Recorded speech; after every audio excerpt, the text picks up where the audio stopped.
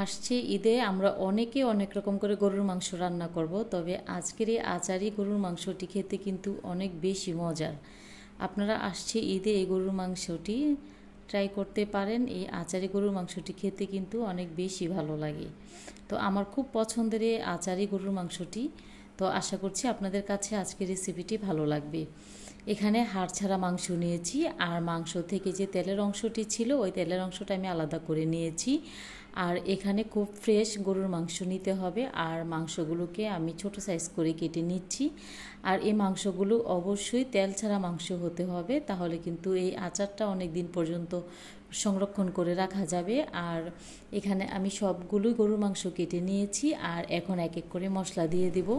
এখানে দিয়েছি হলুদ গুঁড়া, মরিচের গুঁড়া দিয়েছি, এখন দিয়ে দিব ধনিয়ার গুঁড়া, আর এখানে ব্যবহার করব জিরে গুঁড়া। জিরে গুঁড়াটা দেওয়ার পর এখানে আমি পরিমাণ মতো দিয়ে দিব লবণ, আর লবণটা দিয়ে এখানে আদা রসুন ব্যবহার করব আমি 1.5 চামচ।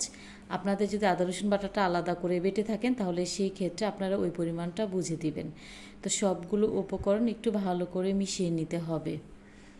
আমি এখন পর্যন্ত কোনো তেল ব্যবহার করিনি, আর এই মাংসতে আমি কোনো প্রকার তেল এখন ব্যবহার করব না।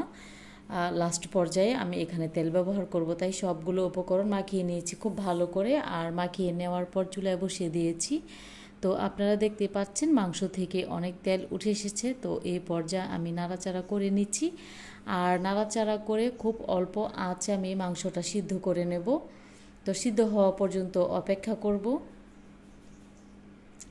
ঢাকনা দিয়ে ঢেকে রেখেছিলাম, আর কম আঁচে মাংসটা সিদ্ধ করে নিয়েছি। তো এই পর্যায়ে আমি নাড়াচাড়া করে যতটুকু পানি আছে ওই পানিটুকু আমি সম্পূর্ণ নাড়াচাড়া করে শুকিয়ে নেব।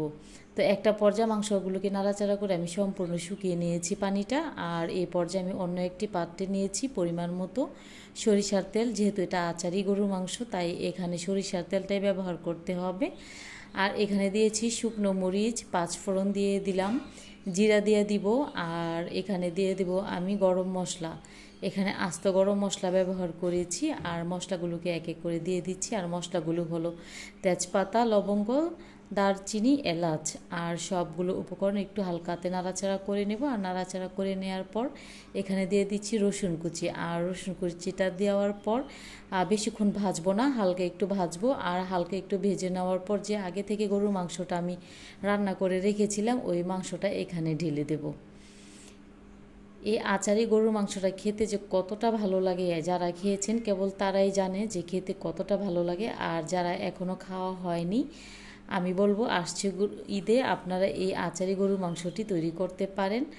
আর এই আচারি গরুর মাংসটা কিন্তু অনেক দিন পর্যন্ত সংরক্ষণ করে যদি রাখতে চান, তাহলে ওই পর্যায়ে এখানে আপনারা কিছু ভিনেগার ব্যবহার করতে পারেন। যেহেতু আমার মাংসটা খাওয়া হয়ে যাবে, তাই এখানে আমি কোনো প্রকার ভিনেগার ব্যবহার করিনি। আর ভিনেগারটা ব্যবহার করার ফলে কিন্তু এই আচারি মাংসটা 6 মাস পর্যন্ত সংরক্ষণ করে রেখে খাওয়া যায়। তো রেসিপি ভালো লাগলে শেয়ার করার অনুরোধ রইল। আর আপনারা দেখতে পাচ্ছেন মাশাআল্লাহ কালারটা কতটা সুন্দর এসেছে। তো সবাই খুব ভালো থাকবেন, সুস্থ থাকবেন। আল্লাহ হাফেজ, আসসালামু আলাইকুম।